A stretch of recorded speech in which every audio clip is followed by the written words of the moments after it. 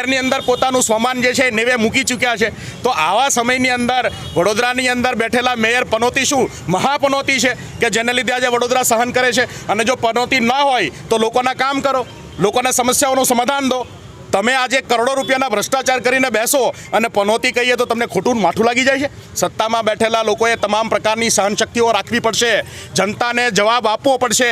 જનતાએ બેસાડ્યા છે, જો જનતાએ બેસાડ્યા હોય તો જનતાના તમામ પ્રકારની ગાળ પણ ખાવી પડશે અને લોકોના કામ કરવા પડશે। આ સત્તામાં બેઠેલા લોકોને એટલો અહંકાર ક્યાંથી આવ્યો કે એક પનોતી કહેવાથી એમને પોતાનું એટલું બધું સ્વમાન ગવાઈ જાય, એક તકતી તોડી નાખવાથી સ્વમાન ગવાઈ જાય। ભાઈ લાખો લોકો આજે રોડ ઉપર, આજે હું સુરતથી આવ્યો છું, 2 કલાકનો રસ્તા 4 કલાક જેટલો જામ, ટ્રાફિક જામ છે, એક રસ્તા તૂટી ગયા છે। ભાઈ શા માટે તમને એનો કોઈ ગુસ્સો નથી આવતો? શા માટે તમને એ સમયે પોતાનું સ્વમાન નથી ગવાતું?